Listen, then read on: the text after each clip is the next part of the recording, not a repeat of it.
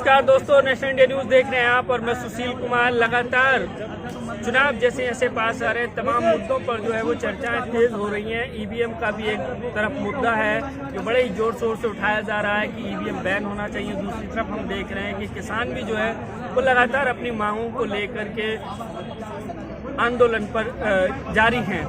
हम इस वक्त दिल्ली में NSUI में हैं, जहाँ पर जम्मू कश्मीर से आए हुए एक साथी हैं जो कुछ अपने मुद्दे और उनसे हम बात करेंगे कि जम्मू कश्मीर में किस तरह के हालात हैं, क्योंकि मौजूदा वक्त में लोकसभा चुनाव को लेकर के 370 का भी एक बड़ा मुद्दा जो है बीजेपी जनता के सामने रख रही है कि उन्होंने इतना बड़ा काम किया है, राम मंदिर 370 इस तरह के मुद्दों पर जो है वो अपना चुनावी माहौल बनाने का जो है प्रयास कर रहे हैं।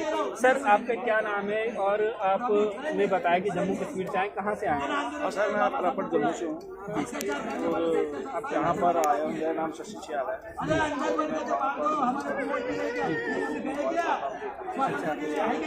हम लोग जो है जम्मू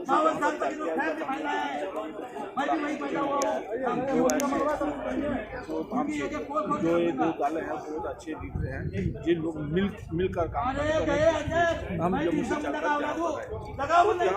ईवीएम का जो मुद्दा है वो जम्मू कश्मीर में भी चल रहा है, वहाँ भी बैन होने की मांग हो रही है, हर जगह हो रही है। जम्मू में क्या, दिल्ली से लेकर जम्मू कश्मीर देश भर में बन गया है ये मुद्दा। पूरा देश का जो मुद्दा बन गया है और भी हो गया। जिस तरह से पिछले इलेक्शन में जैसे खुलकर ईवीएम का घोटाला हुआ है, सामने आया है, और उसके बाद जब पूरे देश को अब ये पता चला है कि चंडीगढ़ में जो हुआ है वो वहाँ का मेयर बना, उसके आम आदमी पार्टी का जाना पड़ा। अब तो बिल्कुल टोटली नंगी हो गई है, जो सीधी हो गई है। और ये जो सरकार के दबाव के नीचे आकर जो काम करते हैं, ये सारे अब लोगों की अगुवाई बन चुकी है पूरे देश में कि चुनाव आयोग कह रहा है कि ईवीएम में कोई गड़बड़ी नहीं है। वो गांव-गांव जाकर समझा रहे हैं अधिकारी, वो उनकी अपनी पॉलिसी है, वो समझाए जितना मर्जी। गड़बड़ी तो हुई है जहाँ पर वोट किसी को डाला जाता है। अभी आपने पिछले इलेक्शन में देखा जो आदमी हो रहा है, किसी पार्टी के इलेक्शन लड़ रहा था, उसने कहा कि मेरा खुद का वोट भी मेरे बूथ से नहीं निकला। मेरा तो परिवार था, परिवार में ये जान सकता था कि मेरे परिवार ने मुझे वोट नहीं डाला, लेकिन मैंने तो मैं इलेक्शन में खड़ा हूँ, मैं लड़ रहा हूँ और मैं अपने आप को वोट नहीं डालूंगा। ये हैरानी की बात है। अगर ऐसा है उस आदमी को वोट अपना नहीं मिला, इसका मतलब क्लियर है कि इसमें ईवीएम में दाखिल।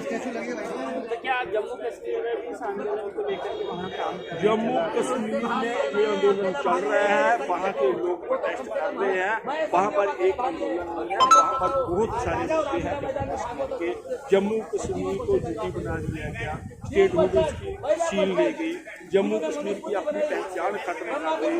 जम्मू कश्मीर में जो हिंदू मुसलमान सिख ईसाई बहुत बड़ा भाईचारा था, उसमें भी पिछले दिनों में कुछ दिनों से दरारें पड़नी शुरू होगी।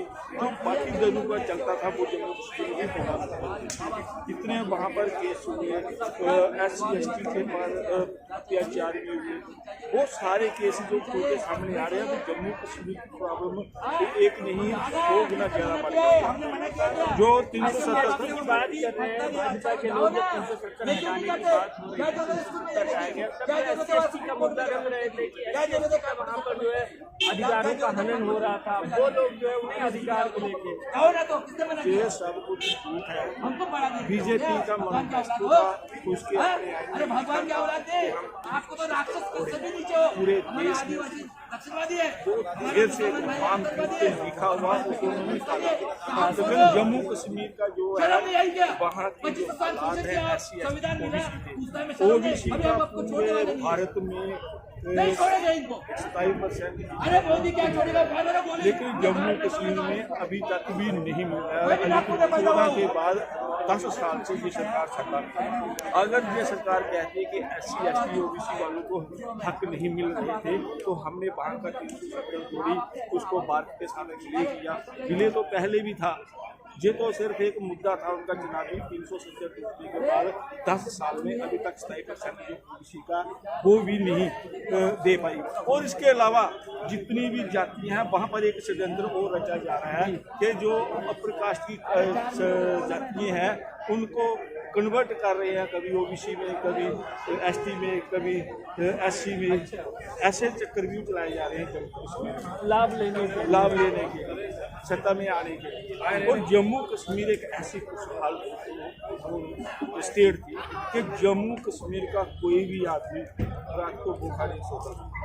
जम्मू कश्मीर का कोई भी आदमी ऐसा नहीं था जिसके बारे में अपनी छत नहीं थी, जिसके पास अपनी 2-4 कनाल बीघा जमीन नहीं थी। हटने के बाद क्योंकि मोदी जी और बीजेपी के लोग 370 एक बड़ा मुद्दा बताते हैं, अभी भी चुनाव आ रहे हैं, इसमें भी जो है ये उठाया जा रहा है मुद्दा। हटने के बाद इस तरह के हालात, क्या आपको जो है ज़िंदगी में आपके सुधार, क्या बदलाव आए? सर भूखमरी आ गई है, वहाँ पर कारोबार ठप हो गए हैं, गरीब लोग भूखे मर रहे हैं, मीडियम तबके के लोग, व्यापारी सब खत्म हो गए हैं। वहाँ पर जो ट्रांसपोर्ट है वो खत्म हो गया है, कोई वहाँ पर बदलाव नहीं आया। उल्टा जो भी है वहाँ की एडमिनिस्ट्रेशन जो भी है बाहरी राज्यों से लाकर ऊपर ठोक दी है। वहाँ के लोग वहाँ का अपना एमएलए चाहते हैं, अपना सरपंच चाहते हैं, अपना पार्टी चाहते हैं। वहाँ पर इलेक्शन तो कराए, 10 साल से पिछले इलेक्शन नहीं करा पा रही बीजेपी। फिर बीजेपी को क्या है वहाँ पर, डरती क्यों है इलेक्शन कराने में बीजेपी वहाँ पर? अभी पिछले 2-3 महीने पहले कारपोरेटर की इलेक्शन की तरीके भी निकाल गई थी, लेकिन उसके बाद फिर भी उन्होंने फिर भी कर दिया। ये हालात हैं। अभी कल ही हमारे प्रधानमंत्री जी जम्मू के गए हैं, दौरा करके आए हैं। दुनिया को तो कैमरे से दिखा दिया, लेकिन वहाँ पर पब्लिक कहाँ से लाई? जितनी भी एडमिनिस्ट्रेटर थी, उनके स्कूल के टीचर थे, किसी भी डिपार्टमेंट के लोग थे, उनको सख्त हिदायत दी गई थी आप लोगों ने उस प्रोग्राम में आना ही आना है। जितना पूरा सिस्टम है सारा इकट्ठा किया। वहाँ की आवाम तो दिखी नहीं। पार की बातें कर रहे हैं बीजेपी के लोग, लोकसभा चुनाव कहाँ से 450 आएगा? लोगों के घरों में रोटी नहीं बिक रही है, 2 रुपये की चीज़ आज 20 रुपये की हो गई है। हर एक चीज़ में महंगाई में कितना हालात है हो गए हैं, तो कौन डालेगा उनको? ये ईवीएम मशीनें ही हैं जो उनको करवाती है।